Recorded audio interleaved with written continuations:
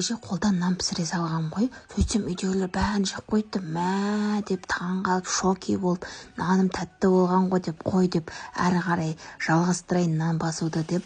Сөйтіп сүтімді жылытып нанымды илеуді бастап кеттім.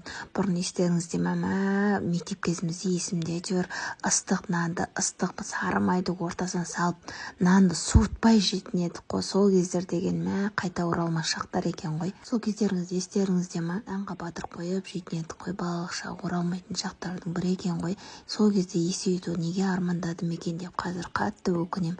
Ондай өкініш бәрінде де бар сияқты ғой. Бақытты балалық шақты аңсайтын. Солай не керек, нанымды елеп қойып, бетін жауып қойып, әрі қарай жұмысымды істейін дедім.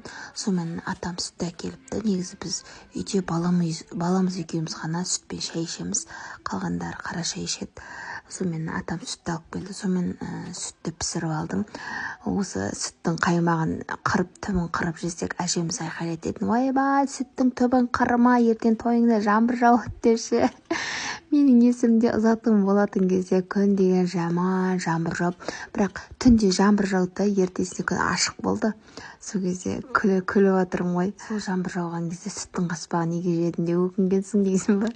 Солай не керек, үйдегі азелет, Құдай берген азелет пен кастрольдерінің бәрін далаға шығып, туысы жаздың бір жақсы жері бар ғой. Далаға рахаттанып тұрып, суды шашып тұр жуасың ғой, соған рахаттанам шеме анан.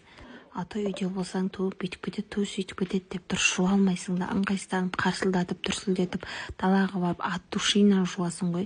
Солай кастрольдерін жуып алдым, соның араша нандарымды да пісіріп алдым. Қараңыздар, жұмсақ әдемі болып шықты. Самсам күйіп кетті, енді кешірім ма души. Сөйтіп бауырсақ пісірдім. Сол бізге ас болсын.